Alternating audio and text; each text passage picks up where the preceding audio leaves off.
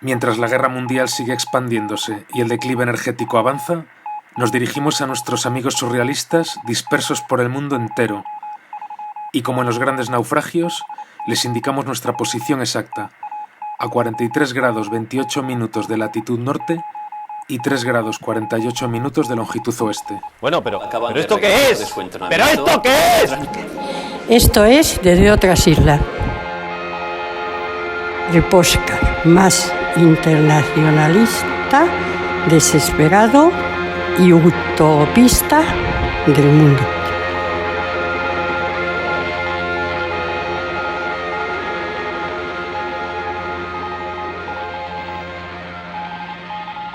Bienvenidas, bienvenidos a este nuevo programa de Desde otras islas, un programa que realizamos aquí en Cantabria y que podéis escuchar en Radio Argallo todos los lunes a las 7:30 y en Radio Almaina en la 88.5 de la FM en Granada.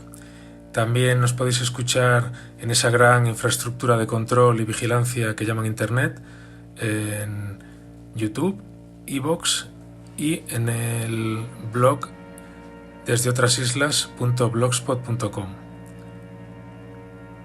Hoy es 29 de julio de 2025 y hemos contado con la participación de Aurélien Berlán, que es doctor en filosofía, traductor y miembro del grupo Marcus.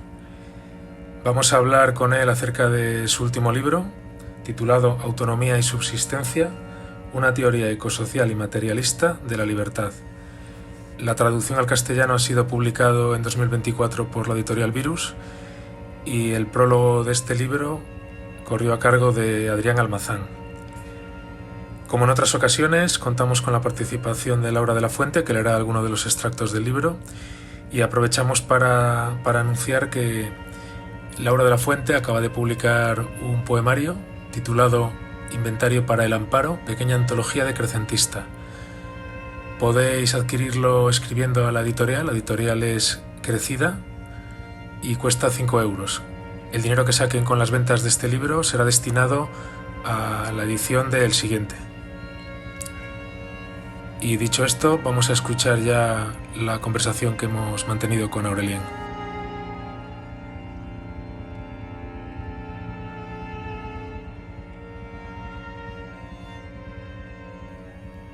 Pour chanter béni créateur, il faut avoir chasuble d'or.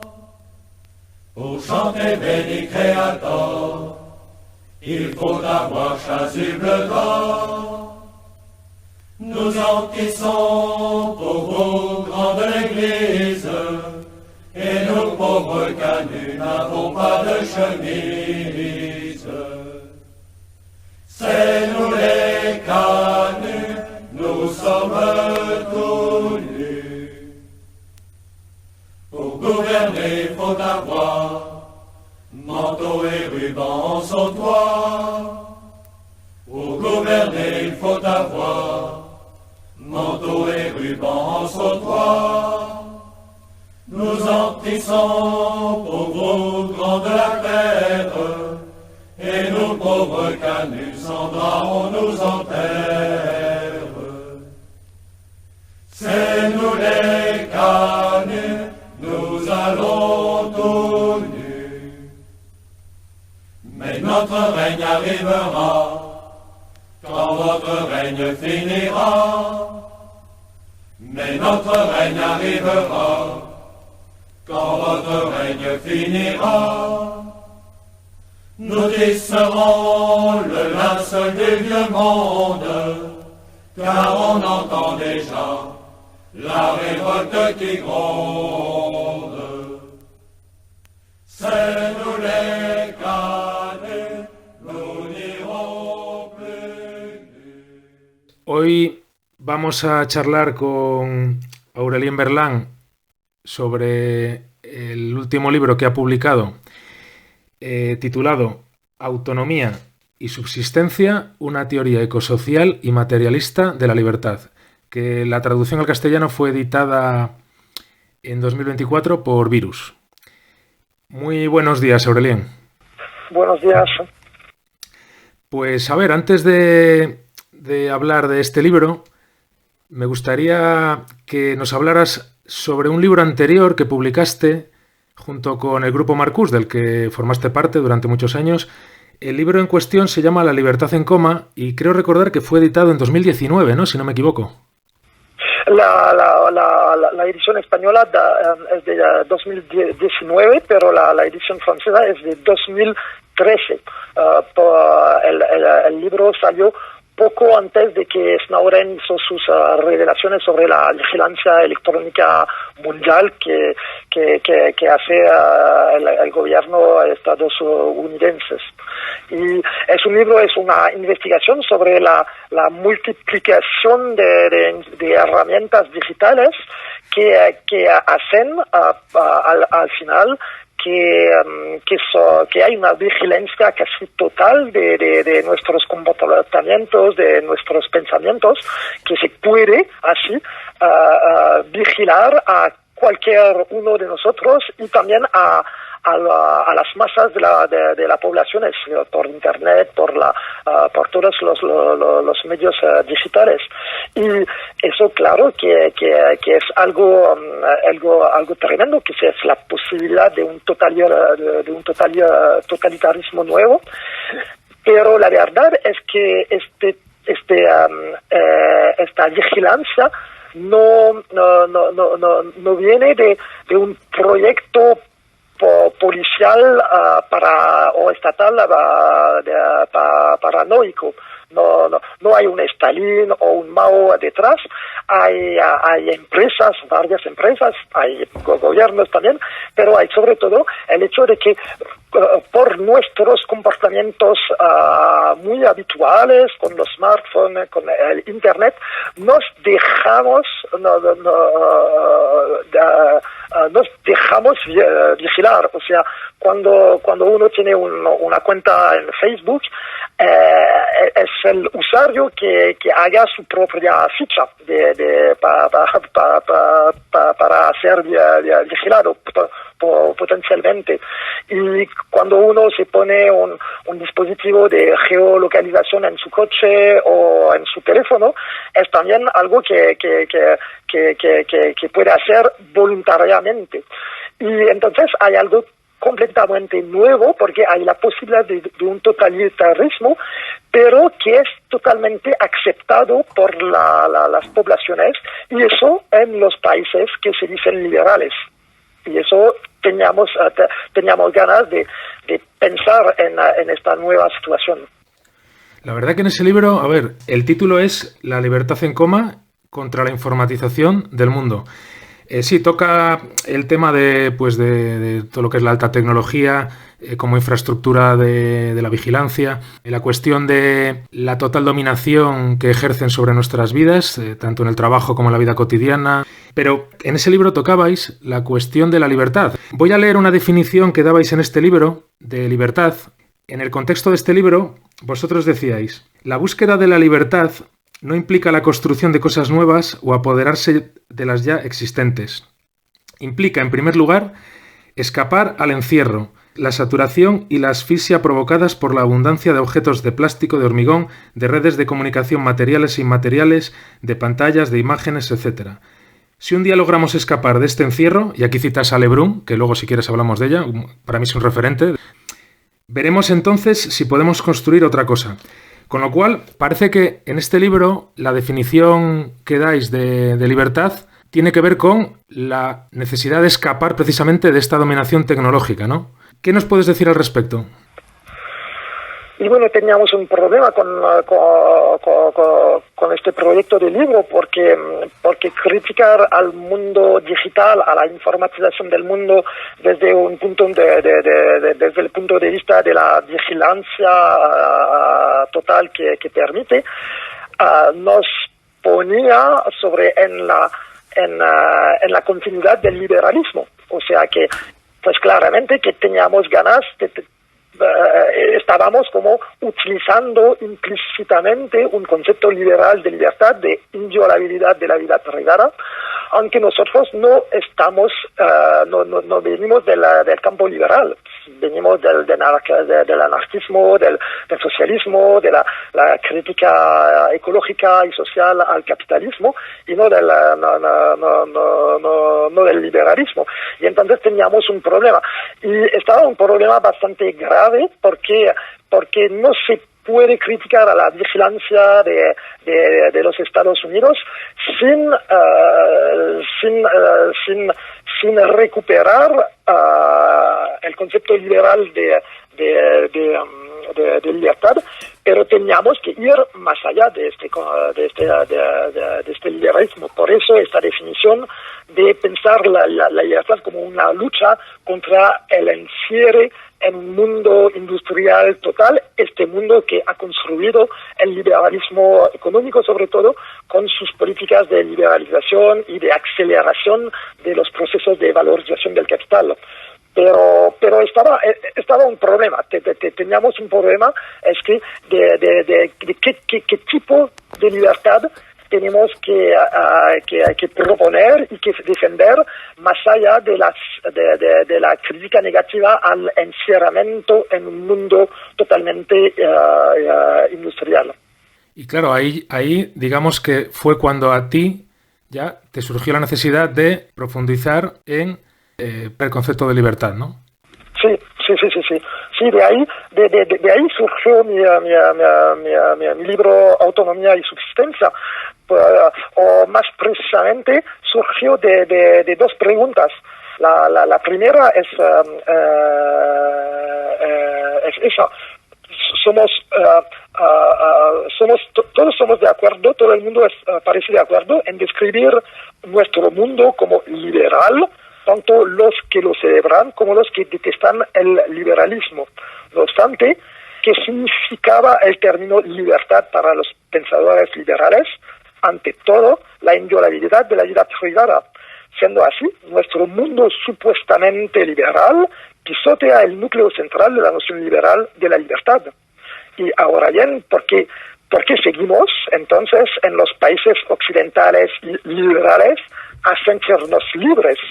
Y si no es en el sentido liberal de la inviolabilidad privada, que no existe ya. Hay un problema filosófico porque bueno, esta idea de inviolabilidad de la vida privada fue presentada por muchos liberales como una concepción moderna de la libertad, en oposición a la noción antigua de la libertad, que estaba la participación al poder y la distribución del poder entre todos los ciudadanos, como la democracia directa. Pero no tenemos la libertad de los antiguos, ya está, no tenemos una participación popular larga al sistema político, ya no tenemos más la libertad de los modernos, de la inviolabilidad de la vida privada, pero nos seguimos a sentirnos libres, o la mayoría de nuestros contemporáneos siguen sintiéndose libres. Entonces, ¿por qué?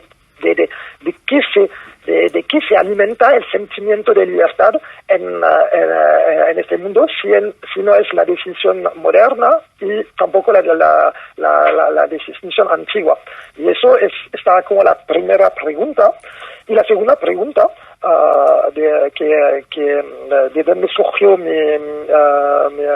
libro, es ligada a los debates ecologistas en torno al antropoceno. En ellos fueron varios los autores que señalaron la existencia de un vínculo entre el desastre ecosocial en curso y el proceso moderno de emancipación, sean liberales como socialistas. Sabemos muy bien que los proyectos de emancipación social proponidos por la izquierda también han contribuido a nuestra actual callejón sin salida ecológico. De lo que se sigue otra pregunta: ¿qué dimensión de nuestra idea de libertad ha podido ser la responsable de empujarnos de cara contra el precipicio del actual desastre ecosocial? Porque se ha asociado la idea de libertad, y eso tanto por los liberales como por los socialistas, al proyecto de luchar contra la naturaleza para dominarla. Y bueno, todo eso me ha convencido de que necesitamos repensar la libertad de arriba a abajo. Mis tesis principales son las siguientes. Voy a hacer una pequeña síntesis. En el capítulo 1 muestro que detrás o abajo de la inviolabilidad de la vida privada hay en el liberalismo otra idea de la libertad que se juega en el plano de la vida cotidiana. Llevar una vida libre implica liberarse de las necesidades de la vida, es decir, de las tareas ligadas a la subsistencia, que suelen juzgarse como pesadas o aburridas. Producir nuestra comida, obtener combustible para calentarnos, limpiar los platos y la ropa, cuidar a las personas dependientes, construir y dar mantenimiento a nuestra casa, etc. No se es verdaderamente libre hasta que uno se libera de sus necesidades en el sentido de las tareas hasta tal punto imprescindibles para nuestro modo de vida que no seríamos capaces de imaginar cómo vivir sin realizarlas. Ajá. Bueno, en el capítulo 2 muestro que esta idea de libertad como liberación, así la llamo, va mucho más allá del liberalismo moderno. Forma parte también de la concepción aristocrática de la libertad de la antigüedad griega y la encontramos también en el proyecto marxista de superación del reino de la necesidad. Pero para liberarnos de las necesidades cotidianas no tenemos 1.000.000 de opciones, tan solo 2, o hacemos hacer a otras personas las tareas que nos corresponderían, o se las hacemos hacer a máquinas o robots. En el primer caso, la libertad de hecho se sustentará sobre la dominación social, porque lo primero que tenemos que conseguir es hacer a otros las tareas que no son imprescindibles, pero de las que nos queremos encargarnos nosotros mismos. Y hacer es la fórmula misma de la dominación social.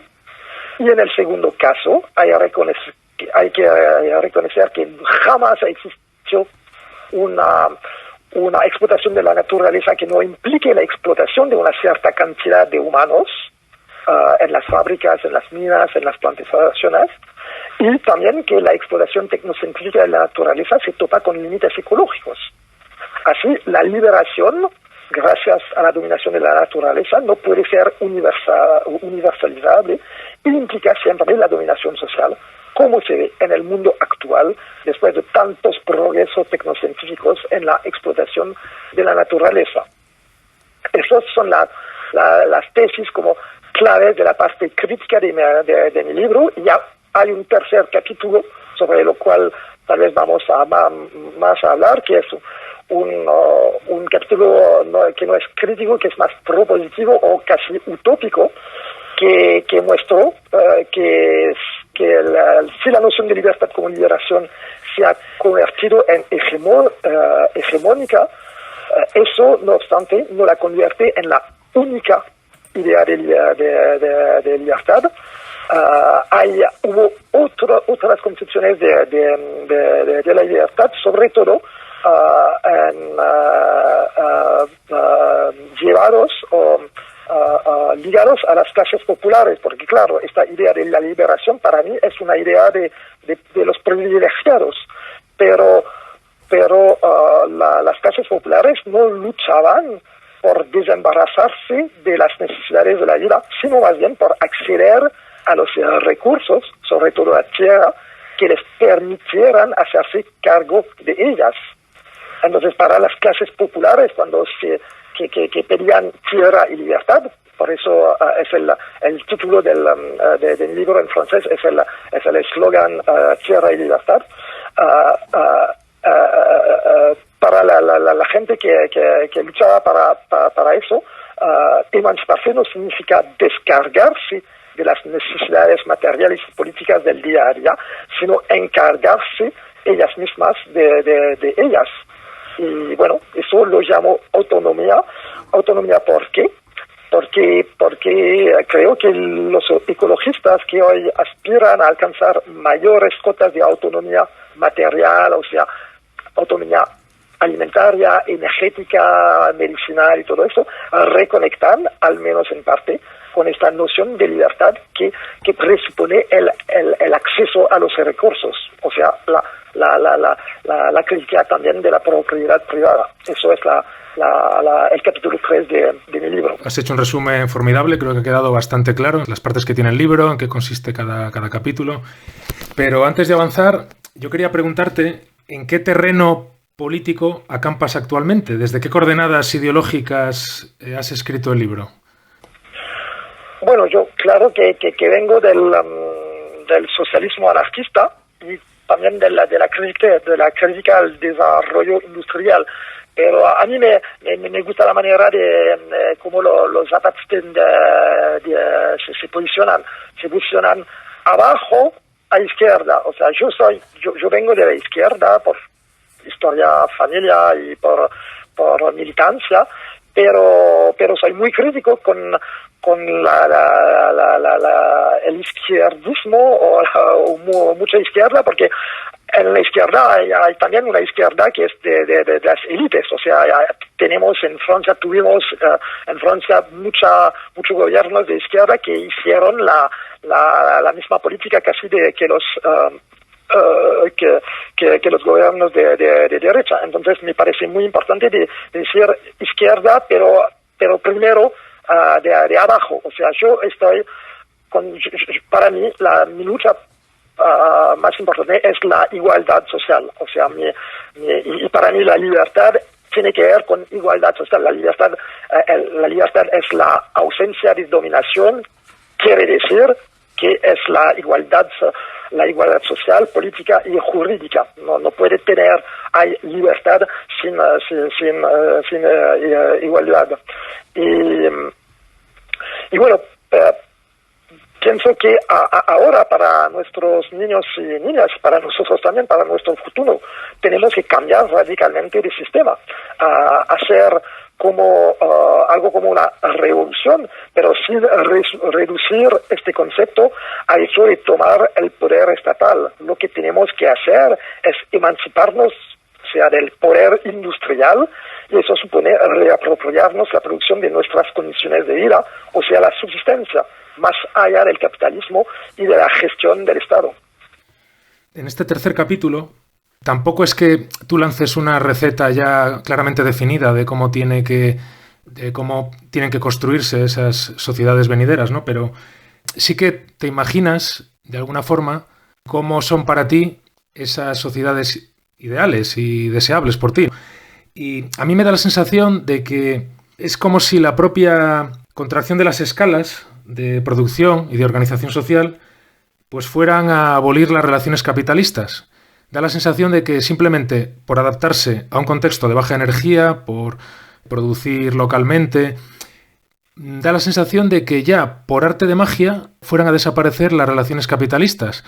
Y puede que sí, puede que el capitalismo actual desaparezca, tal y como lo conocemos, pero que afloren capitalismos de tipo mercantil, otros tipos de capitalismo similares a los del siglo XIX. Entonces, mi pregunta es si no crees que esas dinámicas sociales que tú describes en el libro, y las describes bastante bien, si crees que vayan a ser suficientes para abolir las relaciones capitalistas que creo que estamos de acuerdo en que son nocivas y que hace falta acabar con ellas, ¿no? Sí, entiendo, tienes razón, pero no es exactamente lo que pienso. Yo defiendo la idea de que hay que dejar de delegar nuestra subsistencia al capitalismo. Y eso quiere decir de que tenemos que reapropiarnos colectivamente los medios de garantizar nuestra subsistencia. Pero eso no es la misma cosa, quiere decir como los marxistas del pasado, de reapropiarnos los medios de producción industriales, los medios de producción hechos o heredados del capitalismo. Porque para mí esos medios de producción, por su escala, por su naturaleza propia, implicarán siempre alienación y dominación social, y por eso hubo todos esos fracasos del comunismo en el siglo XX, porque bueno, una mina o una enorme empresa siderúrgica o algo así, más allá de un cierto tamaño, precisa división del trabajo muy fuerte entre los ingenieros y los trabajadores, y que esa división del trabajo es también una división en clase, en la verdad. Y por eso la sociedad soviética no estaba una sociedad sin clase, pero que la clase dominante no estaban los burgueses, o sea, estaban la nomenclatura, los funcionarios del Estado. Y por eso creo que tenemos que abandonar esta visión de una superación del capitalismo con los medios del capitalismo, con los medios de producción de capitalismo, que es una idea que hay siempre en la cabeza de tanta gente, y con esta idea hay la idea de que los medios de producción, las herramientas son neutrales, se puede hacer lo bueno o lo malo con lo cual, pero son neutrales, y que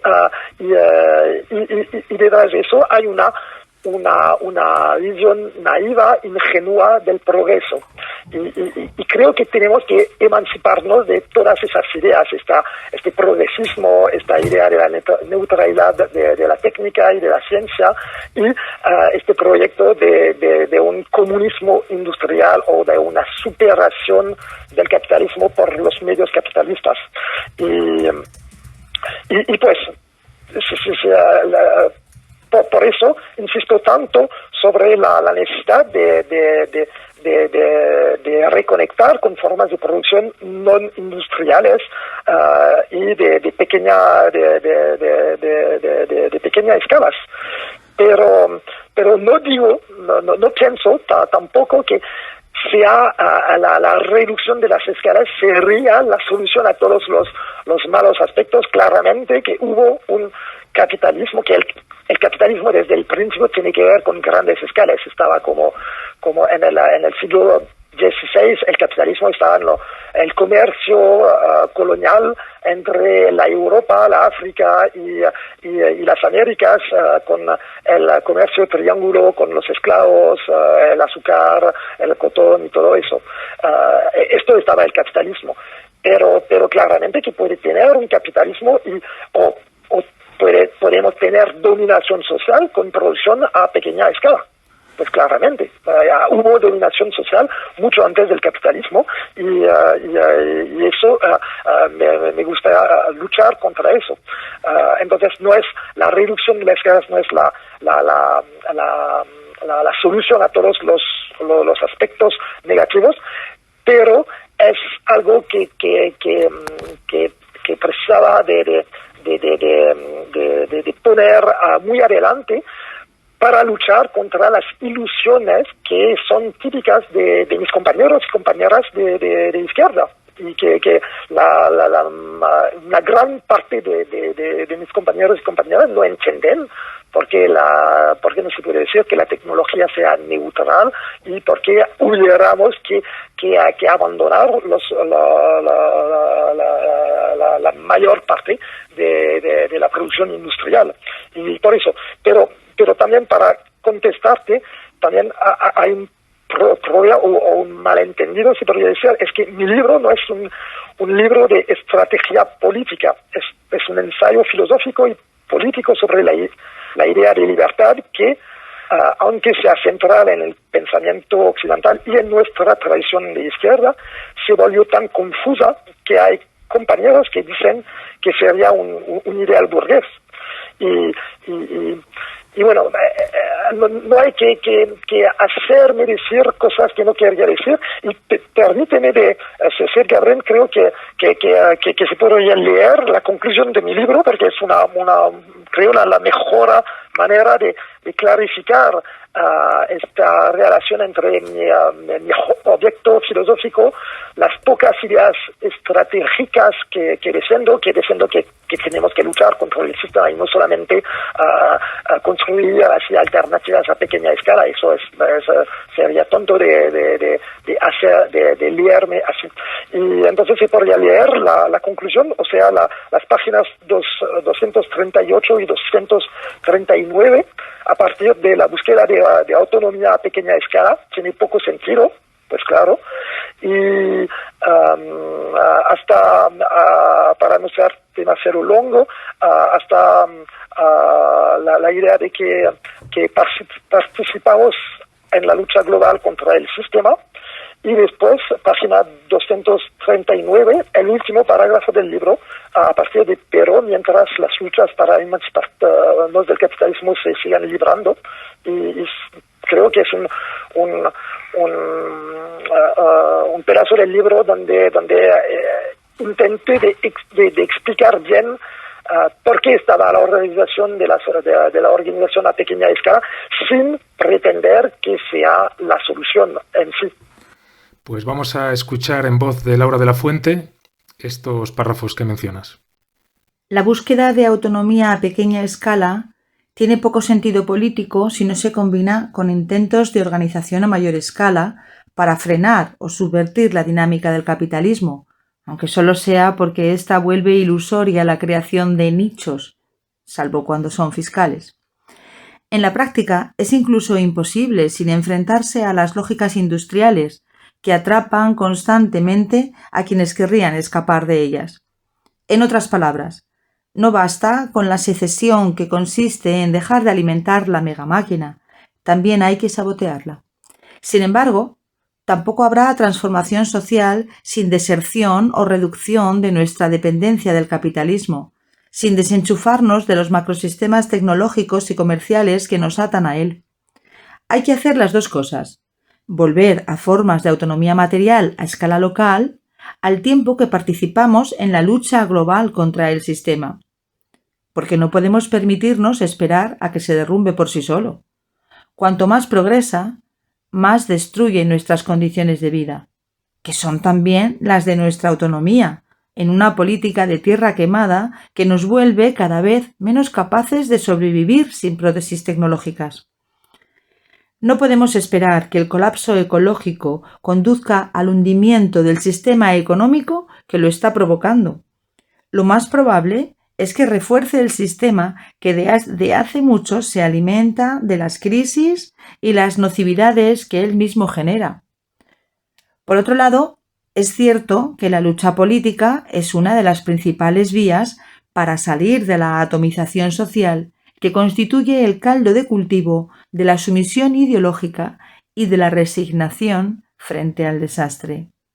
Y si queremos recuperar la autonomía de manera generalizada, habrá que librar grandes luchas, sobre todo por la tierra.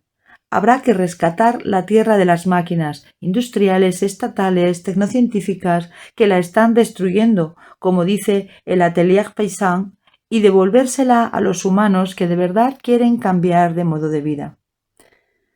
Pero mientras las luchas para emanciparnos del capitalismo se sigan librando, como en el pasado, en nombre de la fantasía de liberación, no harán sino hundirnos un poco más en el callejón sin salida industrialista. Esta es la tesis que quería defender, que hace hincapié en el papel del imaginario en las transformaciones políticas. Si toda sociedad está estructurada por un imaginario determinado, no podremos cambiar la sociedad actual si no nos liberamos del sueño que la obsesiona, el sueño de liberarnos de las necesidades sociopolíticas y materiales de la vida humana. Este libro es una invitación a soñar de otra manera. Tal vez así los cambios revolucionarios en la vida y en la sociedad que estamos empezando a percibir como necesarios se nos aparezcan bajo una luz diferente, infinitamente más deseables que seguir disfrutando de una libertad mutilada en un mundo arrasado. Es verdad lo que dices, que el capitalismo mercantil preindustrial, pues en ese capitalismo ya existía el fetichismo de la mercancía, ¿no? Y la lógica de valorización. Y a ver, sí que es verdad que es un libro que no da recetas, no pontificas en ese sentido, no traes ahí la varita mágica para solucionar, para abolir el capitalismo, pero aprovecho para preguntarte ahora, tú personalmente, ¿cómo crees que junto con esa reducción de las escalas, que queramos o no, estamos obligados a ello por cuestiones energéticas, qué crees que habría que hacer aparte de eso para abolir pues la lógica de valorización, el trabajo abstracto, ese fetichismo de la mercancía que antes del capitalismo industrial ya existía? ¿Qué crees que se podría añadir a todas estas dinámicas sociales que propones? Bueno, muchas cosas. Creo que, bueno, al centro de mi pensamiento hay también una crítica de la propiedad privada. Creo que la apropiación privada de los recursos y el monopolio de clase sobre los recursos naturales es un pilar muy importante de todas las formas de dominación en el mundo. O sea, creo que para mí el poder funciona sobre todo sobre la dependencia material, y que para poner poblaciones enteras en situación de dependencia material a los ricos, a los poderosos, hay que quitarles todos los recursos. O sea, por eso el despojo no es solamente un robo económico, es una política de dominación. Y la crítica a la propiedad privada me parece una clave muy importante. Yo, cuando la gente me pide por qué tenemos que empezar, porque eso es una pregunta estratégica que no pongo en mi libro. Creo que ahora en nuestra situación en los países ricos como Francia o también España, la lucha la más importante ahora para la subsistencia y para cambiar el mundo sería la lucha para la vivencia, la vivienda, o sea, para acabar que tenemos todos, o la mayor parte de la gente, que pagar alquiler monstruosos para solamente tener un techo sobre nuestra cabeza, o que tenemos que endeudarnos durante toda nuestra vida para tener un techo sobre nuestra cabeza. Eso para mí sería la lucha más importante, porque si estamos totalmente encerrados en ese sistema del trabajo asalariado, del consumismo y de la tecnología, es sobre todo porque tenemos que pagar esos alquileres, esas deudas, y entonces que tenemos que encontrar un trabajo, que tenemos que trabajar toda la semana, que no tenemos más tiempo para subsistencia, y bueno, que al fin tenemos que comprar todo en el supermercado el sábado. Y para quebrar este círculo del encierro moderno en la sociedad capitalista avanzada, tenemos que la lucha para la vivienda me parecería una manera interesante y popular también de poner los problemas sociales y ecológicos también. En el párrafo que has citado antes hay una frase que podríamos considerar una conclusión final, una especie de síntesis de todo lo que has ido exponiendo a lo largo del libro.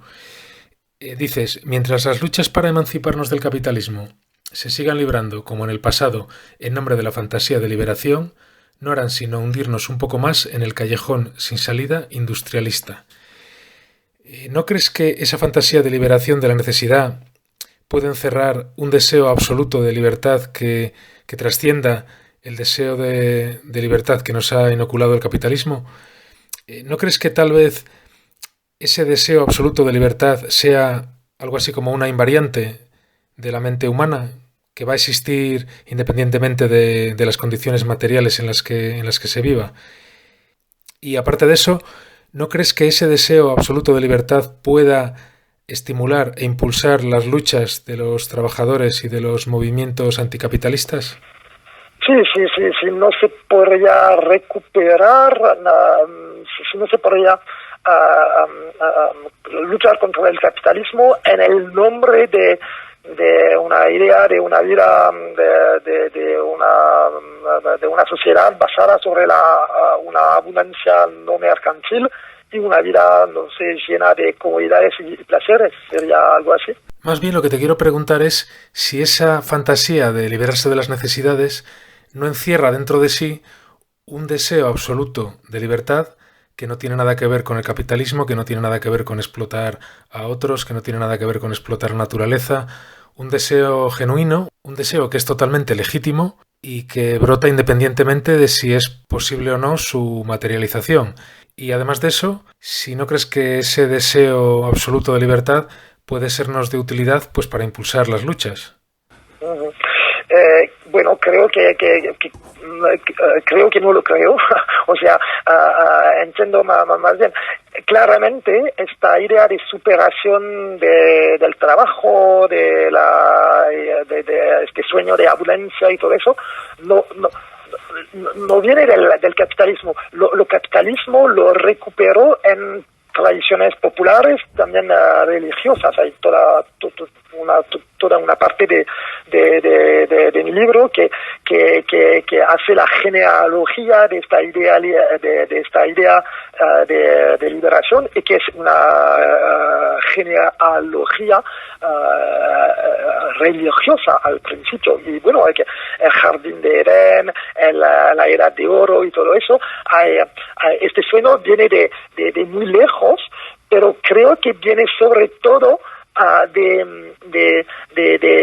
es como una transfiguración de la realidad. O sea, la gente que sufrían de la dominación social, no de la escasez de la naturaleza, sino de la dominación social, que quería decir que los aristócratas en la Edad Media,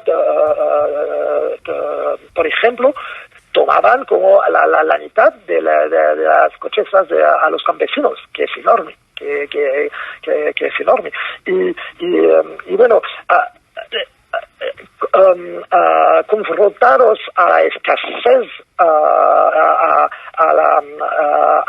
la falta de abundancia y a la penibilidad de los esfuerzos, la gente es normal que soñaba de un mundo con donde había las casas de chocolate y de azúcar y todo eso. Son mitos. El país de la cucaña, ¿no? El mito del país de la cucaña, que le mencionas en el libro. Sí.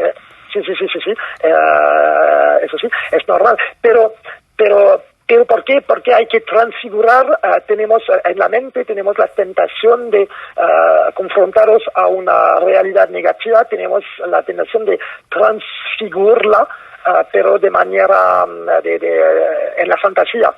Y para mí no tenemos que transfigurarla en la fantasía, tenemos que acabar con esta negatividad en la realidad. O sea, yo soy materialista en este sentido, de un tipo particular, pero materialista. Y para mí lo más importante es de acabar con la dominación social. Y creo que como lo decía antes, un aspecto, un pilar de la dominación social que la gran una gran parte de los teóricos modernos y postmodernos de la dominación han olvidado, es esta pregunta de la dependencia material y del acceso a los recursos. Y cuando uno se pone dependiente materialmente del otro o del sistema, es prisionero, está atrapado por el sistema. Si uno no puede satisfacer sus necesidades sin pedir a otros o al sistema la plata que necesita para eso o los productos que necesitan, es prisionero del sistema. Y por eso hace hincapié en la autonomía, en la subsistencia, en la capacidad de reapropiarnos nuestras capacidades de producir y de las cosas para satisfacer nuestras necesidades. Y eso quiere decir, bueno, tenemos que no sé si la buena palabra es el trabajo, porque el trabajo, la palabra trabajo es totalmente contaminada por la ideología burguesa y capitalista, pero tenemos que hacernos cargos de esas necesidades nosotros mismos. O sea, hubiera gente que dice tenemos que ponernos al trabajo para eso, pero tenemos más bien que encargarnos nosotros mismos de esas tareas, como tendríamos que encargarnos nosotros mismos de las tareas ligadas a la dimensión política de nuestra vida. O sea, no delegar la política a los profesionales de la política, pero hacer la política nosotros mismos. Eso es la reapropiación de la política. Y mi idea o mi tesis es que tenemos que hacer las dos cosas juntas, reapropiarnos la política, pero también reapropiarnos la economía, o sea, la producción de nuestras condiciones de vida, y eso es decir, la autonomía, la subsistencia, las tareas ligadas a la satisfacción de nuestras necesidades. Pues este es un punto principal de disensión que tengo contigo, porque estoy totalmente de acuerdo que el pensamiento racional, analítico, es imprescindible para entender el mundo y poder transformarlo, ¿no? Es evidente. Pero acabar con la dominación no solo exige acabar con la dominación material, sino también acabar con la dominación en el terreno mental. Entonces, a mí me da la sensación que dejas como abandonado el terreno del mito, el terreno irracional me refiero. Todo lo que tiene que ver con los procesos irracionales de la mente, de la actividad psíquica. Entonces, el mito es algo que no podemos esquivar. Queramos o no, el espíritu humano echa mano de mitos para poder comprender la realidad. Entonces, ¿no crees que los movimientos anticapitalistas y revolucionarios han de hacerse cargo de ese nivel mítico de la actividad psíquica a la hora de imaginar un futuro posible, un futuro deseable? Bueno, no sé, no estoy seguro, pero no es el debate si el pensamiento humano requiere de mitos. O sea, tal vez puede ser, pero claro que la acción política y en general la agencia humana siempre requieren lo que llamo, con Castoriadis, un filósofo francés, los imaginarios, o sea, la parte imaginaria, que es la parte más allá de la razón, es una parte esencial del comportamiento humano y de nuestra humanidad. O sea, somos humanos porque no tan solo porque tenemos la razón, que porque soñamos. Es algo que sí, tal vez más importante. Tal vez tenemos la razón porque la facultad de hacer así discursos y todo eso, porque tenemos esta facultad de soñar, que es algo muy claramente que es algo muy humano, muy especial en alrededor del mundo viviente. Pero eso no hablo de mito, hablo de imaginario, y contra el imaginario aristocrático industrial de liberación, defiendo la autonomía como lo que llamo, es el título del capítulo 3, el imaginario revolucionario de la subsistencia.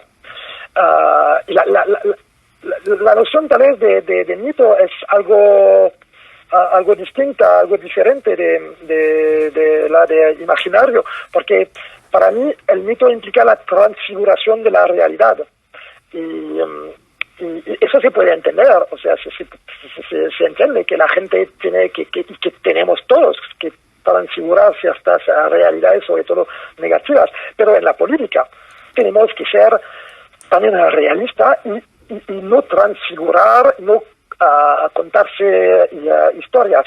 O dicho de otro modo, tenemos que tener la cabeza en las estrellas, se dice eso en castellano, o sea, que tenemos que soñar, que ser utopista, pero también tenemos que ser pragmatistas, tenemos que tener los pies en la tierra, la cabeza en las estrellas y los pies sobre la tierra. Y si no tenemos esta mezcla de utopismo y de pragmatismo o realismo, no sé cuál es la mejor palabra, vamos al fracaso, como tantos de nuestros predecesores. Y entonces yo yo hacía hincapié, sobre todo en mi libro sobre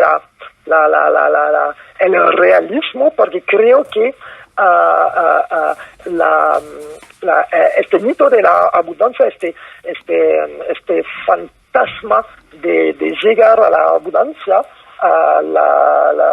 fue recuperado por el capitalismo y instrumentalizado para justificar el mundo actual y la huida hacia adelante en el desastre ecosocial. Y por eso creo que tenemos ahora mismo la primera tarea será de luchar contra, de abrir los ojos sobre esta dimensión de la abundancia y este proyecto, este mito de la abundancia, a abrir los ojos, pero tal vez dentro de unos siglos, cuando podríamos vivir en un mundo totalmente diferente, tendríamos que reconectar con esa aspiración a una forma de abundancia que no sea la abundancia capitalista, o sea, la abundancia opulencia, porque lo que llamamos ahora mismo no es abundancia, es mucho más opulencia, y reconectar con un concepto de abundancia más antiguo, que estaba la abundancia como suficiencia, que implica la abundancia como suficiencia, implica la limitación de nuestros deseos, pero la abundancia como opulencia es una visión aristocrática o de privilegiados, donde no hay ningún límite a los deseos, a las necesidades y entonces a la dominación de los otros, de los demás.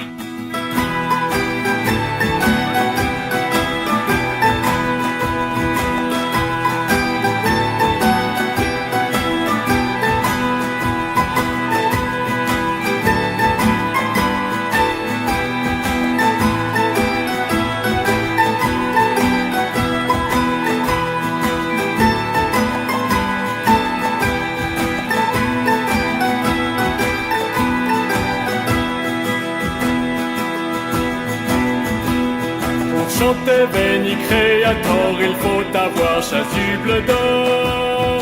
Pour chanter Veni Creator, il faut avoir chasuble d'or. Nous en tissons pour vous grande l'église, et nous pauvres canuts n'avons pas de chemise. Nous en tissons pour vous grande l'église, et nous pauvres canuts n'avons pas de chemise. C'est nous les canuts, nous sommes tout nus. Pour gouverner, il faut avoir manteaux et rubans en sautoir. Pour gouverner, il faut avoir manteaux et rubans en sautoir. Nous en tissons pour vous grande la terre, et nous pauvres canuts sans drap on nous enterre. Nous en tissons pour vous grande la terre, et nous pauvres canuts sans drap on nous enterre. C'est nous les canuts, nous allons tout nus.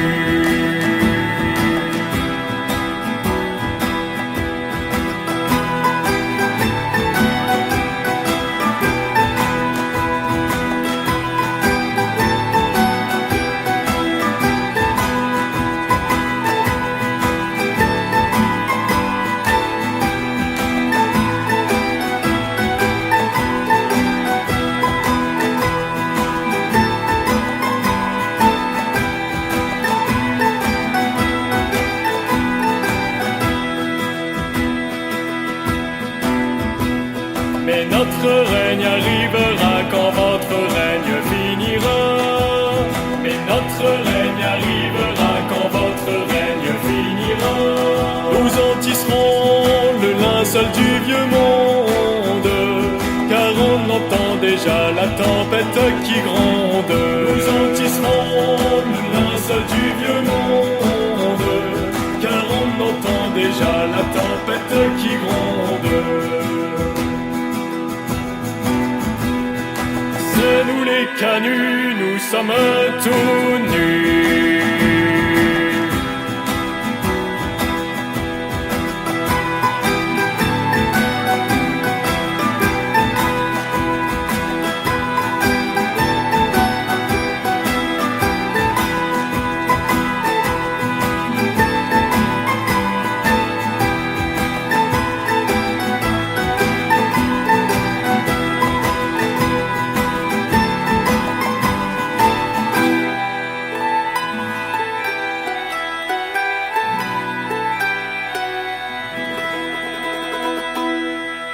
Has hablado de Castoriadis.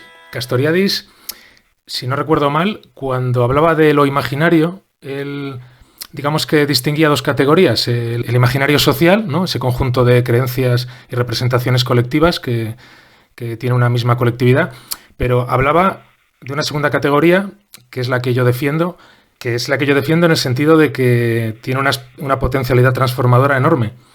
La imaginación radical como una facultad, no solo individual, una capacidad colectiva que instituye nuevas formas de organización social en el terreno de la imaginación, pero que puede influir en las luchas sociales a la hora de llenarnos de entusiasmo para acometer esas luchas.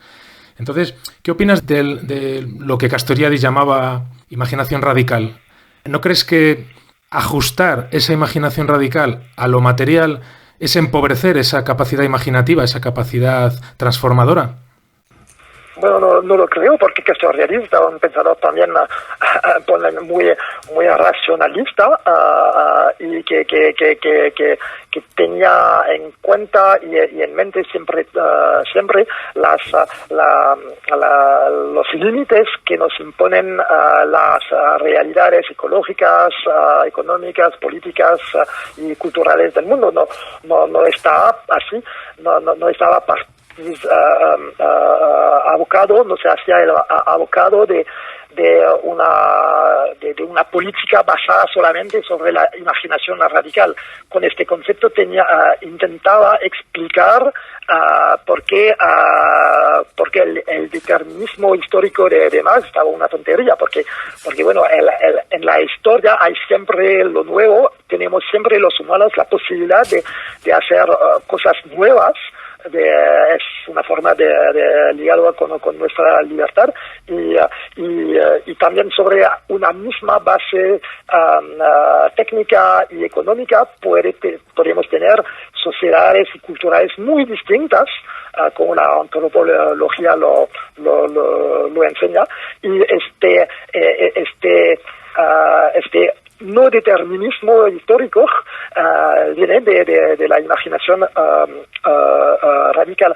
A mí me parecería para escribir lo que hacía Castoriadis y también lo que defiendo, creo, una expresión de Adorno, el filósofo alemán de la teoría crítica, que hablaba de la necesidad de una fantasía exacta. Una fantasía exacta sería como lo que tenemos.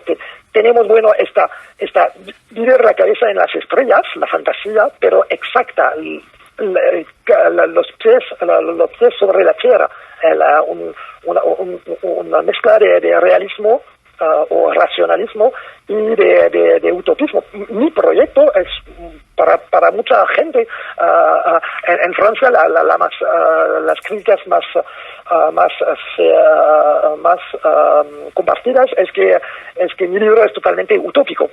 Es demasiado utópico porque bueno, la idea, la utopía de un mundo sin dominación social, o sea, de un mundo de un modo de vida que podríamos tener sobre la base de lo cual no vivíamos a la costa de los otros, a los costes de los demás, de los pobres, de los países del sur, de los ecosistemas, de las mujeres, de las generaciones futuras. Esta idea de no vivir a los costes de los demás es ya para bastante gente totalmente utópico, porque no ven cómo sería posible, o ven solamente que quería decir de renunciar a un montón de cosas, de posibilidad de viajar, de tomar el avión, de vacaciones, de tecnologías y todo eso, y no le quieren quitar. Así que la gente pensaba que yo estaba demasiado utópico, pero yo soy utópico, pero con esa dimensión de una fantasía exacta. O sea, quiero ser realista y la pregunta que me he puesto en este libro es este proyecto de igualdad social, de no dominación, de libertad universal para todos y todas, ¿qué significa en términos de modo de vida? Y creo que implica de renunciar a la idea de que podríamos vivir una vida de placeres sin esfuerzos. Quiero recordar que Marcuse hablaba de, y creo que por ahí vas tú, orientar la imaginación a través de una nueva sensibilidad, que la imaginación se ajustaría por sí sola a las limitaciones materiales. Entonces, ¿no crees que una utopía que se ajusta a las limitaciones materiales de forma tan racional, en el fondo no responde a un bajo materialismo? Yo creo que la definición de utopía, la utopía excede las posibilidades materiales, es la base del pensamiento utópico. Y ahí yo te diría lo que le dijo André Breton a Georges Bataille sobre su concepción del materialismo. Breton le decía a Bataille que su materialismo es un bajo materialismo, y creo que decía que era poéticamente vacío. ¿No crees que perder de vista esa dimensión excesiva, esa aspiración excesiva de la libertad, puede redundar en que esas utopías que tú describes en el libro, esas sociedades posibles, esos escenarios venideros, que para mí son deseables, ¿no crees que para el sujeto actual, sobre todo en Occidente, no va a ser deseable? Bueno, eso es una pregunta muy compleja. La verdad es que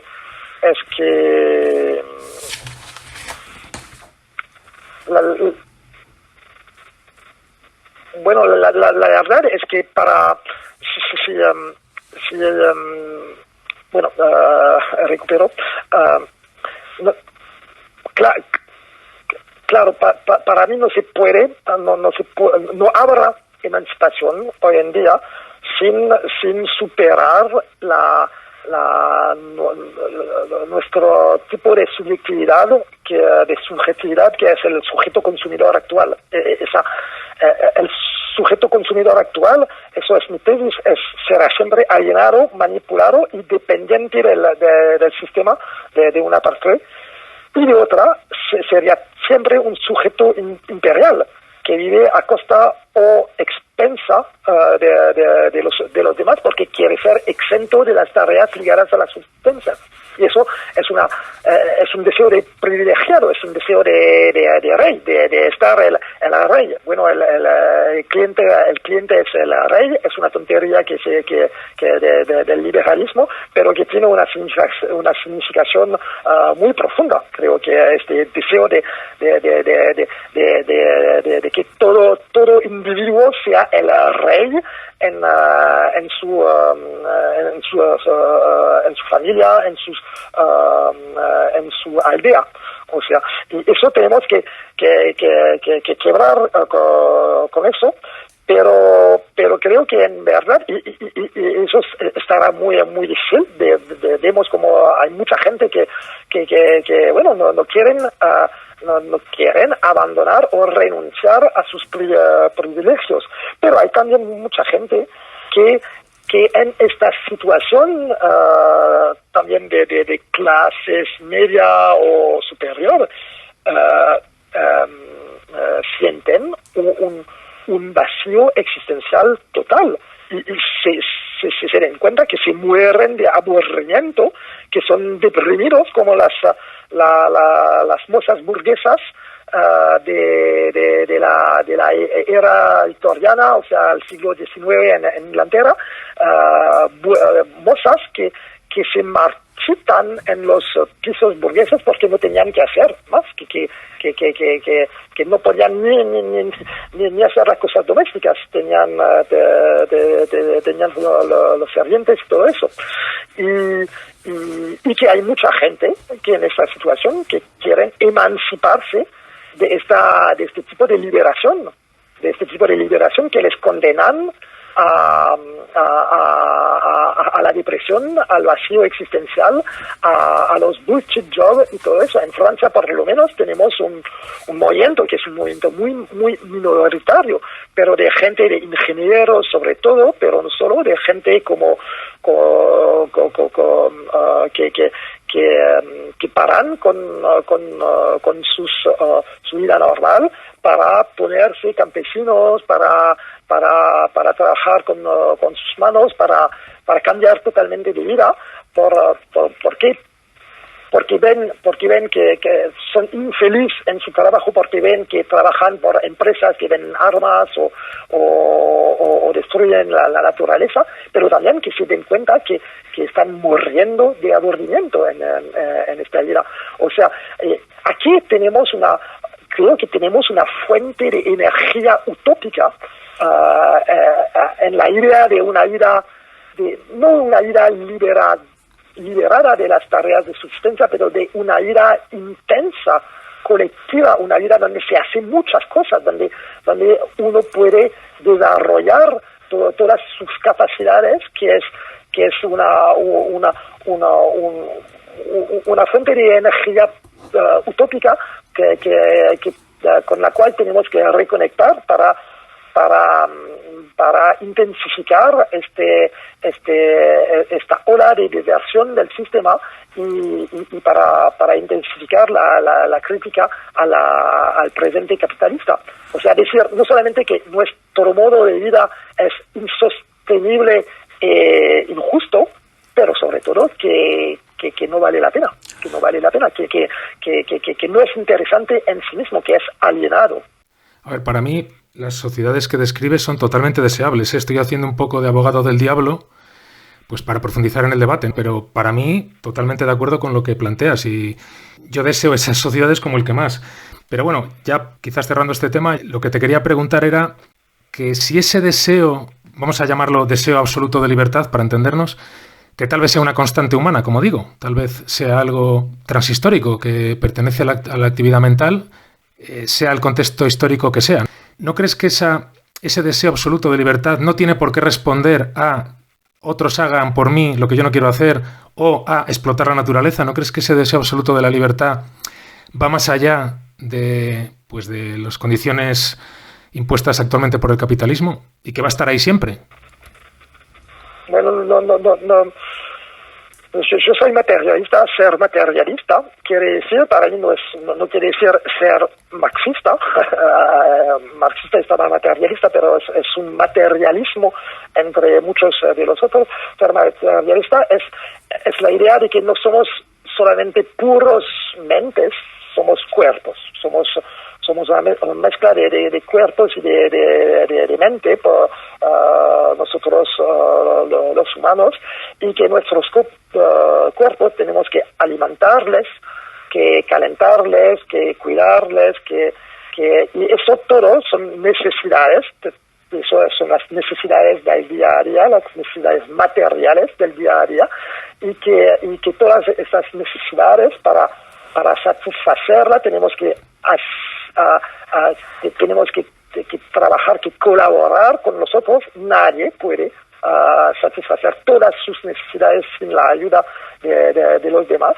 Y entonces que tenemos necesidades materiales y políticas también, porque tenemos que organizarnos para satisfacer nuestras necesidades materiales. Tenemos dos fuentes de necesidades por nuestra vida encarnada, o sea, en la Tierra, por nuestra condición terrestre, como animales, como seres vivientes en nuestro planeta. Y que todo eso, bueno, tal vez hubo un momento en la historia que tal vez que es el recuerdo de la historia de la Edad de Ojo o del Jardín de Edén. Hay unos antropólogos que dicen que había que la naturaleza sin nuestro trabajo nos daba todo lo que necesitábamos sin ningún esfuerzo. O sea, estaba como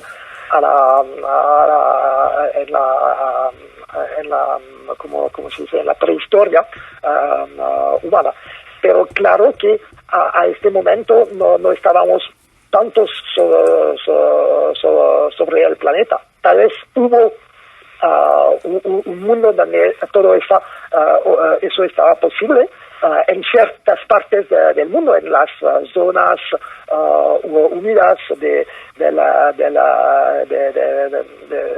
parte como Mesopotamia y todo eso, tal vez estaba posible, pero ahora somos millardes de humanos sobre esta tierra, tenemos que vivir en partes que no nos dan bastante para todos, así en la selva. O sea, que la idea, el primitivismo, la solución primitivista sería posible, pero quería decir de matar o de dejar morir millardes de millones y millones de personas. Y bueno, eso no lo voy a defender.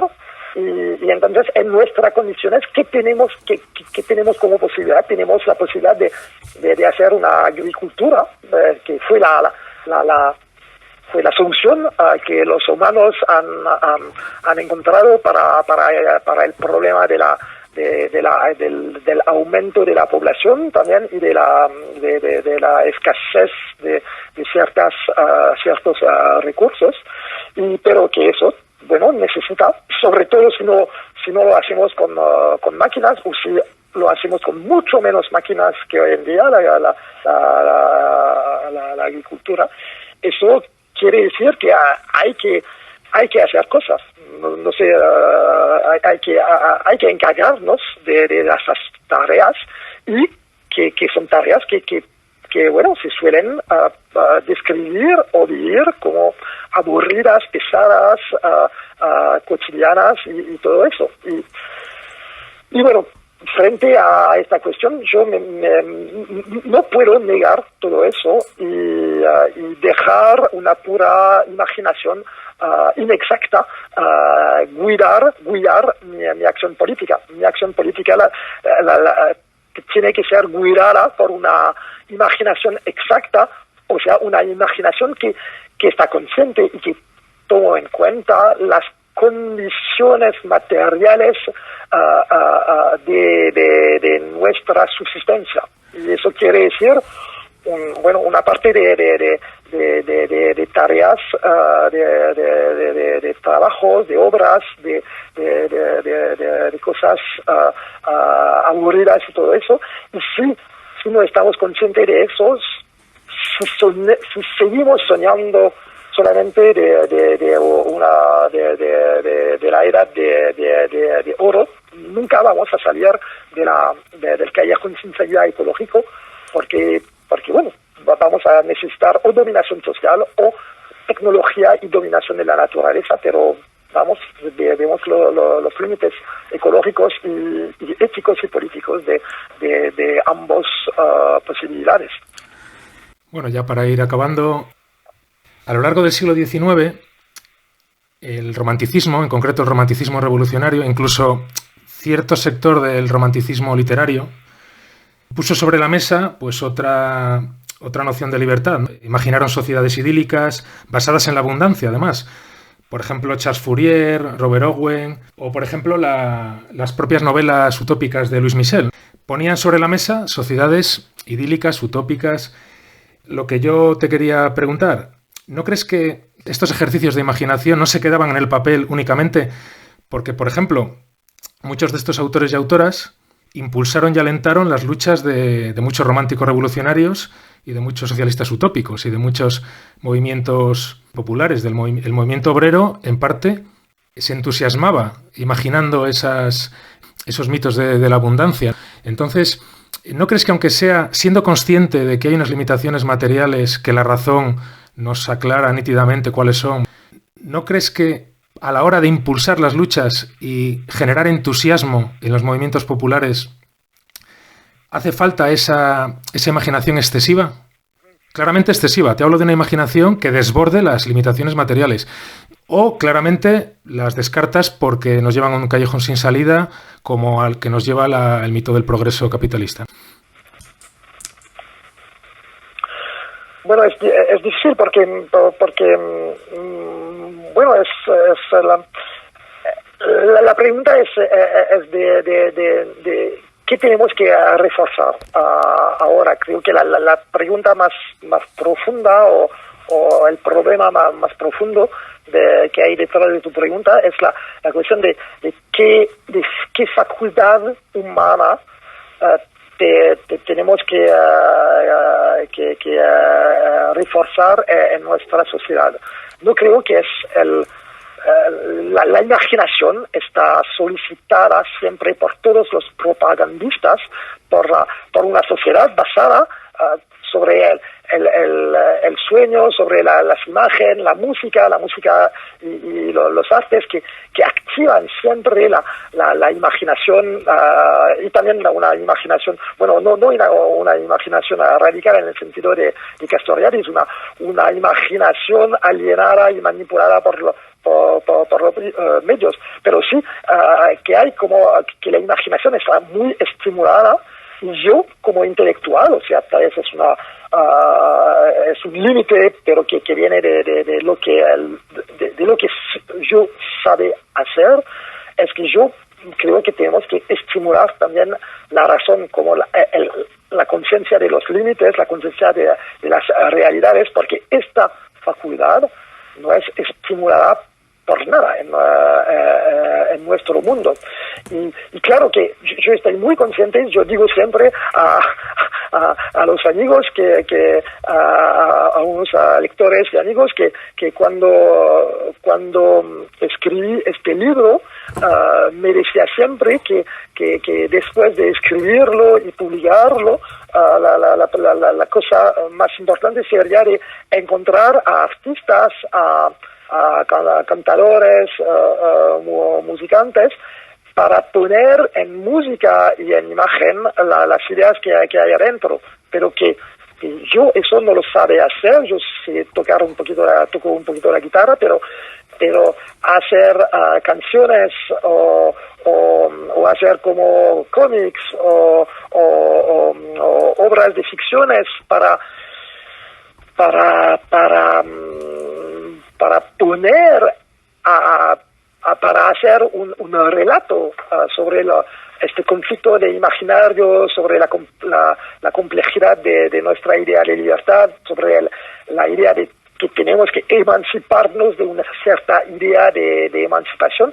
Creo que se puede hacer un artista inteligente, pero creo que es súper importante y espero que habrá artistas que lo van a hacer, pero yo como intelectual, yo tenía la idea de que lo que podía hacer personalmente es de estimular la razón como conciencia y reflexión sobre los límites, las realidades, para medir, para entender la realidad y medir lo que es posible y deseable adentro de este marco en el cual somos, con millones de humanos sobre una planeta frágil, donde los recursos no son ilimitados, sobre todo las capacidades de los ecosistemas de absorber todas las contaminaciones ligadas a un uso exceso de los recursos naturales. Y eso es lo que hago en mi libro. Y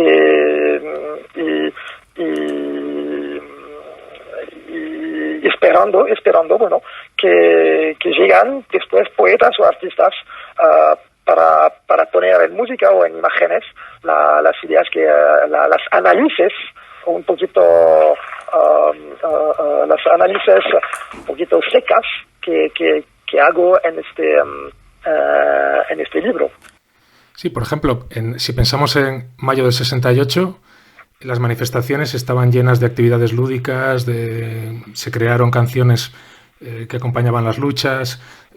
¿Te refieres a ese tipo de actividad lúdico-artística? Sí, también las cartas que estaban en todas las calles. Ya sé que los estudiantes de la Escuela de las Artes de París hicieron cartas para las paredes de París. Carteles, ¿te refieres? Carteles. Carteles, sí, que estaban muy interesante, muy subjetivo, muy bueno. Eso sí, estoy pensando en eso, pero hay que ver que yo no puedo hacer, creo que no hay que lo que se puede esperar legítimamente de intelectuales o filósofos como yo, no es obras de imaginación o de pura imaginación, eso es más los artistas, pero que a lo mejor es la imaginación exacta, pero con esta idea de que tenemos que pensar, que soñar los pies sobre la tierra, y porque si no vamos con Elon Musk, vamos a soñar de colonizar a Marte y de que vamos a vivir eternos descargándonos en la red digital y todo eso. Y eso es una pura imaginación que no creo que hay que estimular más. Y bueno. Y bueno, dos últimas preguntas, no te quiero entretener más. Ernst Bloch hablaba de recuperar el excedente utópico de la ideología capitalista. O sea, resumiendo mucho, él hablaba de que incluso en las ideologías más reaccionarias, incluso en las religiones de Estado, existía un excedente utópico que podía ser recuperable por los movimientos transformadores. Entonces, a ver, por ponerte un ejemplo, te puedo hablar de el mito obrero de la Gran Tarde, que de alguna forma lo que nos aporta ese mito es la esperanza del advenimiento del socialismo. Pero, de alguna forma, si analizamos bien ese mito, tiene mucho de religioso. De hecho, Ernst Bloch hablaba de recuperar el excedente utópico del misticismo judío, del cristianismo, o Walter Benjamin también hablaba del momento mesiánico, ¿no?, como un elemento recuperable para las utopías socialistas. Entonces, el mito de la Gran Tarde, en el fondo, no deja de ser una reutilización para el movimiento obrero del mito de la llegada del reino de los cielos. Entiendo, por todo lo que has dicho, que estarías en contra de esa recuperación utópica de estas ideologías reaccionarias. Sí, pero pues claro que el mesianismo, esta idea del reino de los cielos puede dar confianza y energía a la gente que quiere luchar y que lucha, y que por eso hay un momento utópico o imaginario en la acción política que es impredecible, pero bueno, el mesianismo no puede ayudarles a entender la realidad, y eso también es imprescindible para una acción política inteligente y responsables. O sea, los marxistas prometían la superación del reino de la necesidad, estaba como el reino de los cielos, pero realizaron, ¿qué realizaron? Realizaron el reino de la burocracia, porque no han visto o no han aceptado lo que ciertos anarquistas ya decían en el siglo XIX, como Bakunin o como otros, que bueno, no hay industrialización sin burocratización, que la burocratización acompaña la industrialización como su sombra, porque vienen juntos, la burocratización de las empresas como de los estados, de la gestión de las cosas, que no puede andar, no puede funcionar sin burocratización. Y bueno, así que soñando del reino de los cielos, hicieron un infierno sobre la tierra, y eso y hay que entenderlo para no repetirlo, para no fracasar de nuevo.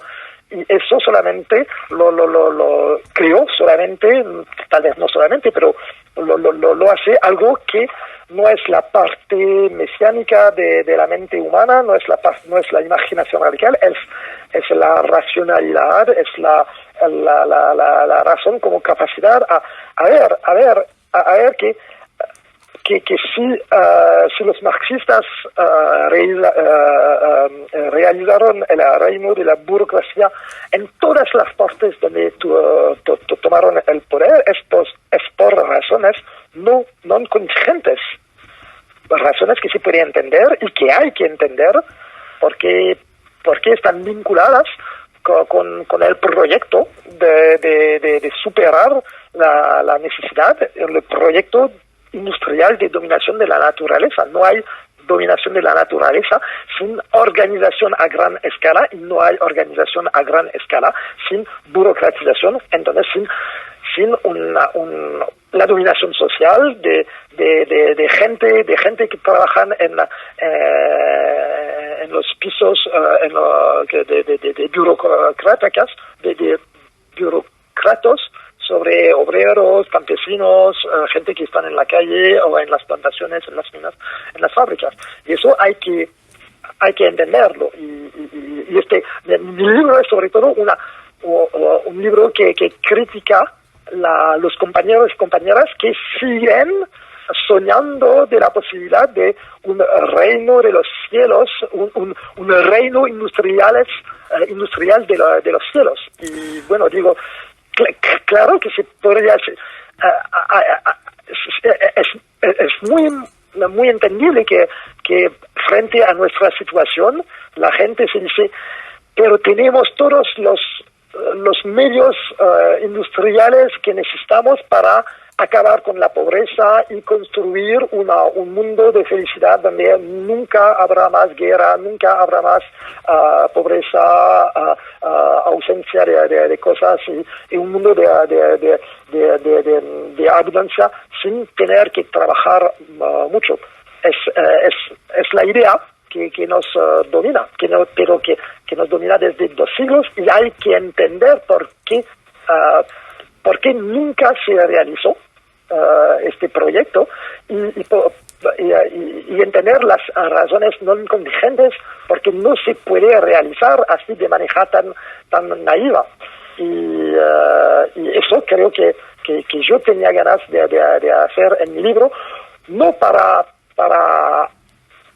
dejar de soñar, no para abandonar toda utopía, pero para reconectar con nuestra utopía más importante, que es la utopía de la abolición de toda forma de dominación. Bueno, yo creo que sí que abandonas cierto terreno del pensamiento utópico, sí que lo rechazas y es en lo que no estoy de acuerdo, pero bueno, no tenemos por qué estar de acuerdo, ¿no? Sí. Es muy interesante porque los debates en Francia sobre mi libro es un libro demasiado utópico porque en las nuevas condiciones ecológicas y geopolíticas el proyecto de autonomía no tiene más sentido. Diciendo, hay los ecologistas deprimidos que dicen es totalmente utopista de decir que se podría garantizar nuestra subsistencia propia de manera antiindustrial o no industrial en un mundo de cambio climático, y creo que tienen muy buenos argumentos, y que a veces me digo que este libro lo escribí después de que cuando el mundo que hacía posible la autosuficiencia ya estaba cerrado, o sea, como y hay otros que dicen, bueno, un proyecto de autonomía ecológica esta vez interesante sobre el punto de vista ecológica, pero con los problemas geopolíticos, con la Rusia de un lado, los Estados Unidos, la guerra entre los recursos, la China y todo eso, tenemos que aumentar nuestra potencia militar y entonces aumentar nuestra potencia industrial, aumentar nuestra potencia tecnológica. Si no, vamos a ser los siervos de los que no van a decrecer. Y esos son los debates en Francia. bueno, es interesante de ver que para ti, y eso quiere decir algo muy interesante, que exactamente lo que quería hacer de buscar un equilibrio entre el realismo y el utopismo, bueno, este proyecto puede ser atacado o de un punto más realista que lo mío, o de un punto de vista más utópico que el que defiendo. A ver, yo te estoy hablando desde el surrealismo y curiosamente el carácter utópico de tus propuestas yo las veo más en lo difícil que tienen de hacerlas deseables, más que el conseguir unas sociedades así, porque queramos o no, estamos condenados a la baja energía. Eso ya nos lo ha dicho la propia ONU, la propia Agencia Internacional de la Energía, pues que el petróleo barato se acaba, hay una escasez de materiales tremenda, hay otros combustibles fósiles que también empiezan a escasear. Yo creo que el carácter utópico de esas sociedades que describes, que para mí son deseables, reside más en el hecho de poder hacerlas deseables a la gente, más que el hecho de que se puedan materializar. Pero bueno, que para mí es una utopía de baja energía, por así decirlo, la que propones, pero no quiero criticarla ni quiero decir con ello que esté en contra de esas sociedades, de esas posibles sociedades que describes, ¿eh? No, claro, es una buena definición porque bueno, lo que claro que la abundancia actual capitalista fue basada sobre una abundancia energética. Quiere decir sobre todo abundancia energética, porque también en el mundo capitalista ya hay todavía un montón de gente pobres que no comen, que no pueden comer como quieren. Entonces no es la abundancia para todos, pero lo que hay en exceso, en profusión, es lo que había en profusión estaba la energía, las energías fósiles, o sea, las energías exosomáticas, y eso es, bueno, sabemos que no va a ser más posible, y aunque la gran mayoría de la gente y de los gobiernos ahora están convencidos que vamos a sustituir a las energías fósiles la misma cantidad de energía con fotovoltaico y el viento y la hidráulica y todo eso. Entonces somos muy minoritarios a entender la necesidad de esta libertad en condiciones de baja energía. Sí, hay autores que hablan de que en 40 años, en el sur de Europa, vamos a descender pues si actualmente hay 45 esclavos energéticos per cápita, que es posible que en 30 o 40 años descendamos a 15 esclavos energéticos per cápita. Eso es volver al siglo XIX energéticamente. Sí. Entonces eso nos lleva a la necesidad de repensar la libertad, ¿no? Repensar las sociedades que queremos en ese contexto. Ahí tu libro, la verdad, que da en la diana, porque es muy, muy actual en ese sentido, que se hace cargo de una realidad alarmante. Sí,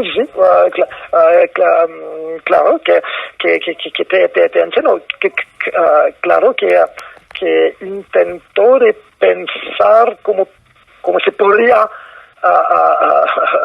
salvar la idea de emancipación en condiciones en las condiciones actuales o en las condiciones que vienen en el futuro.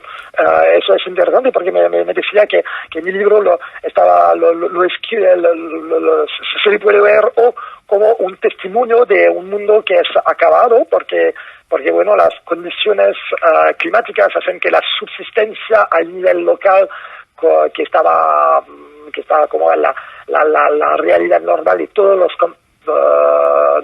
campesinos hasta el siglo XX, de la gente que que vivían de sus propios recursos locales, que no estaba algo raro en el mundo, estaba la vida normal de vivir, que eso ya no es posible porque el cambio climático con las sequías, las tempestas, las temporales y todo eso va a impedir de vivir solamente sobre los recursos locales. Entonces que mi libro sería un libro que llega demasiado tarde o que habla de un concepto de libertad que no se puede más realizar en las condiciones del antropoceno, digamos, o del siglo XXI. Pero de otra parte estoy pensando a cómo qué cara podría tener la libertad en un mundo en el mundo de baja energía, donde vamos. Estoy seguro, para mí es seguro que vamos en esta dirección, y que para mucha gente, bueno, porque como la libertad moderna suponía para toda la gente de manera implícita la abundancia energética, hay que repensarla. O sea, hay dos maneras de ver el libro. Y ya última pregunta, Aurélien. Actualmente está cogiendo fuerza, creo que en Francia más que en el Reino de España, pero actualmente está cogiendo fuerza una extrema derecha que sí que se hace cargo del declive energético, que sí que es consciente de que vamos a sociedades de baja energía, y están surgiendo muchas agrupaciones de ruralpatriotas que están incluso ocupando pueblos, hay algún caso puntual en el Reino de España, y que tienen pues un discurso totalmente reaccionario, son identitarios en el sentido de excluir a los inmigrantes y hablan de recuperar pues las tradiciones del pasado, ¿no? La virilidad, hablan de recuperar valores que hemos perdido. No hablo del fascismo tradicional, el fascismo que hemos conocido, sino este ecofascismo que sí que acepta las posturas decrecentistas. Entonces, el fascismo en general, como bien sabes, es experto en acceder al inconsciente. Los fascistas son expertos en tocar los resortes irracionales de los trabajadores y de los excluidos. Entonces, actualmente, estos movimientos ecofascistas, ruralistas, están hablando de mitos como el mito de la gran sustitución o el mito del bárbaro ilustrado que viene a salvar a Europa en decadencia. A mí me preocupa porque el terreno del mito está siendo colonizado cada vez más no por el fascismo que hemos conocido hasta ahora, un fascismo industrialista, sino por este fascismo ruralista que habla de volver al pueblo, de vivir en comunidades, en aldeas. En el caso del Reino de España podemos hablar del movimiento carlista, por mencionar un movimiento que sí que habla de recuperar la vida rural y las tradiciones. Entonces, la pregunta que te quiero hacer es, porque en el libro no tocas este tema, pero te lo quería preguntar en la entrevista. ¿Cómo podemos frenar toda esta actividad que está realizando el fascismo en el terreno del mito? ¿Cómo podemos frenar este auge del fascismo en el ámbito del mito si damos la espalda al propio mito, si no ocupamos ese terreno del mito? Sí. No, para mí es el racionalismo que defiendo, o sea, el racionalismo que defiendo en mi libro es el racionalismo de mi posición, pero ya te lo dije, es una defensa del imaginario, del papel del imaginario en la historia, en la política, y es totalmente compatible con la idea de que poetas y artistas expresan de una manera mítica o imaginaria las ideas de autonomía, de subsistencia y todo eso. Entonces no quiero que tenemos que abandonar el terreno mítico, pero para mí, claramente, bueno, el ecofascismo para mí hay algunas cositas así en Francia, pero totalmente minoritarias por una razón muy simple. Los fascistas quieren la potencia, el poder. Y bueno, la ecología es la ciencia de los límites, de la autolimitación. Hay una contradicción entre ecologismo y fascismo. Y por eso lo que me da miedo ahora, lo que tenemos que combatir, que es mucho más fuerte, no es el ecofascismo, pero el tecnofascismo que tomó el poder, y no solamente en los Estados Unidos. Lo que llamo tecnofascismo es una mezcla política y ecológicamente devastadora de lo que los gurús de la Silicon Valley llaman tecno-optimismo, o sea, tecnosolucionismo, fascinación por la tecnología, de un lado, pero de otro lado de un individualismo exacerbado que viene del mundo liberal y libertariano, de petromasculinidad, o sea, de una concepción de la masculinidad ligada a la potencia, a las máquinas que hacen que uno pueda hacer cualquier cosa que quiere. Y por fin, todo eso es basado sobre la negación de las realidades ecológicas. Y en este contexto del tecnofascismo, que está siempre más al poder, es más importante que nunca de emanciparnos de la idea de superar la necesidad y de la idea de la tecnología libertadora, porque son ligadas. Tiene esta fascinación por la tecnología es problemática. Claro que la tecnología abre nuevas posibilidades, pero en sí misma no libera, no abole las relaciones de dominación. Al contrario, puede llegar a reforzarlas al hacernos dependientes de las industrias que las controlan y que crean un mundo donde es cada vez más difícil de vivir sin ellas. No debemos perder de vista la idea de que la libertad no se opone a la necesidad, sino a la dominación, y en el caso contrario, nos arriesgamos a alimentar involuntariamente a las fuerzas neofascistas, que son una expresión del deseo de mantener a toda costa nuestro actual modo de vida imperial y liberado. En eso estamos totalmente de acuerdo, Aurélien. Ahí estamos de acuerdo. Sí. Ya una última pregunta. ¿Qué proyecto tienes entre manos? ¿Estás preparando algún libro nuevo?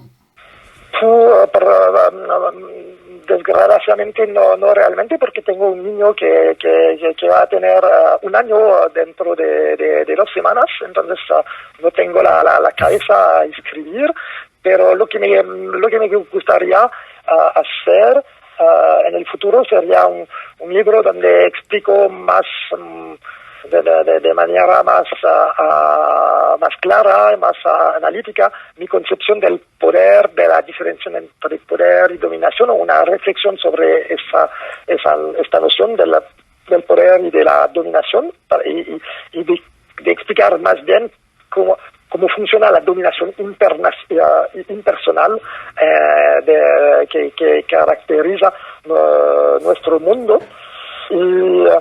Y bueno, también trabajo mucho sobre la pregunta de la neutralidad de las ciencias. Hay mucha gente que piensa todavía que las ciencias son neutrales, y eso no lo pienso. No quiero hacer una crítica total a la ciencia, pero una crítica al cientismo, y entender ¿por qué tenemos que ser muy cuidadosos frente a la defensa total de todas las ciencias que el trumpismo ha despertado ahora? Hay un montón de gente que piensa que como Trump critica a ciertas ciencias sociales, tendríamos que defender a la ciencia en singular, y bueno, y creo que es una trampa, que tenemos que ser conscientes que hay ciencias que hay que criticar, y Trump no cortó los créditos a las ciencias de las tecnologías y de la inteligencia artificial, por ejemplo. Ya tenemos que seguir con una crítica política de la ciencia que sea más, que tendrían más matices que el debate actual. Pues ha sido un placer hablar y debatir contigo. Sí, pero también para mí, porque este debate fue muy interesante, como lo decía, muy diferente de los debates que tuvo en francés. Entonces me gusta mucho ver que mi libro se puede leer con perspectivas diferentes, y bueno. está bien haber debatido desde posturas diferentes, porque yo sí que creo que es perfectamente compatible ejercer un pensamiento racional que se haga cargo de las limitaciones materiales con el pensamiento mítico, con mitos como por ejemplo el mito del país de la cucaña, ese lugar de felicidad y abundancia en el que no era necesario trabajar, en el que los ríos son de leche y vino y en el que los árboles no dan frutos sino pasteles. Yo creo que es perfectamente compatible una cosa con otra.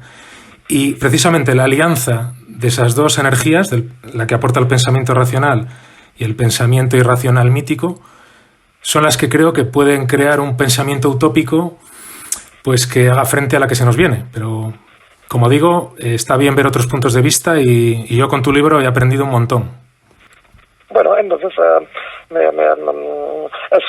es una pregunta muy difícil, muy compleja, porque es una pregunta de equilibrio y de contribución, de cómo podemos contribuir a la situación política actual. Y claro que yo intenté de contribuir de la manera mía, pero me alegro de pensar que mi contribución va a dar a gente como tú o como otra gente a profundizar en tal vez otras direcciones este trabajo. Pues muchas gracias por la conversación, Aurelien. Muchas gracias, Vicente. Un abrazo. Un abrazo.